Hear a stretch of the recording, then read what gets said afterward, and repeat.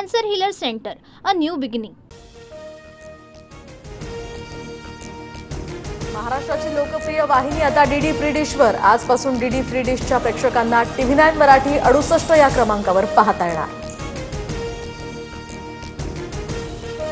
खोक्या प्रकरणात विलन ठरवून माझ्या खुनाचा कट होता. खोक्यानं धसांना हरणाचं मांस कसं पुरवलं या संदर्भात सांगून बिश्नोई समाजामध्ये मला विलन करायचं होतं.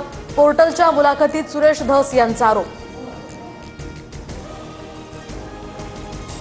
सुरेश धसांकडून सहानुभूती मिळवण्याचा हा प्रयत्न. धसांच्या बोलण्यात काही तथ्य असेल असं वाटत नाही.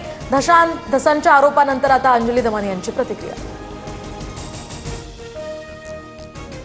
एकमेकांच्या टोळीवर कमेंट केल्यामुळे बीड तुरुंगात राडा. गित्ते कराडच्या गँगकडून आरोपींकडून एकमेकांची जिरवल्याची भाषा. गित्तेच्या टोळीकडून कराडच्या टोळीला बीड हत्येवरून टोमणे, सूत्रांची माहिती. वाल्मिक कराडच्या सांगण्यावरून मारहाण झाली. सीसीटीव्ही फुटेज चेक करा. महादेव गित्तेचा दावा. तर महादेव गित्ते पवारांच्या राष्ट्रवादीतील बबन गित्तेंचा निकटवर्तीय.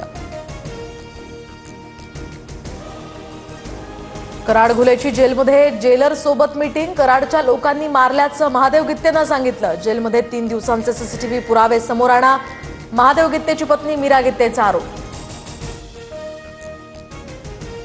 महादेव गित्तेची बीड जिल्हा कारागृहातनं छत्रपती संभाजीनगरच्या हर्सुल या कारागृहात रवानगी. तर इतर 4 आरोपींना सुद्धा हर्सुल कारागृहात आणलं. प्रशांत कोरटकरच्या जामीन अर्जावर आज कोल्हापूर कोर्टात सुनावणी. छत्रपती शिवरायांचा अवमान आणि इंद्रजित सावंत धमकी प्रकरणी कोरटकर सध्या न्यायालयीन कोठडीत. आरोपी फहीम खान आणि हमीद इंजिनियरच्या जामीन अर्जावर आज सुनावणी. तर नागपूर हिंसाचार प्रकरणी फहीमला 11 एप्रिलपर्यंत न्यायालयीन कोठडी. कुणाल कामराच्या 2 फेब्रुवारीच्या शोमधील प्रेक्षकांना सुद्धा पोलिसांकडून समन्स. नया भारत शोमध्ये उपस्थित प्रेक्षकांचे जबाब नोंदवले जाणार. काही प्रेक्षकांचे जबाब नोंदवण्यास सुरुवात झाल्याची माहिती. पोलिसांकडून कामराचे आई-वडील राहत असलेल्या घरी चौकशी. तर गेल्या 10 वर्षांपासून मी जिथे राहत नाही अशा पत्त्यावर जाणं म्हणजे तुमचा वेळ आणि सार्वजनिक संसाधनांचा अपव्यय. कामरानं मुंबई पोलिसांना पुन्हा डिवचलं. कळंबमधील मनीषा बिडवे हत्या प्रकरणी 1 आरोपी ताब्यात. तर हत्या प्रकरणातील 2 आरोपींपैकी 1 आरोपी फरार. रात्री उशिरा कळंब पोलीस ठाण्यात गुन्हा दाखल. मंत्रिपदातून डावलल्यामुळे भाजपच्या सुधीर मुनगंटीवारांची खदखद पुन्हा बाहेर. दिल्लीचे तख्त महाराष्ट्रानं राखायचे असल्यास चंद्रपूरला वजा करून चालणार नाही. मुनगंटीवारांकडून पुन्हा एकदा नाराजी व्यक्त. अनेक जिल्ह्यांना पावसाचा येलो अलर्ट.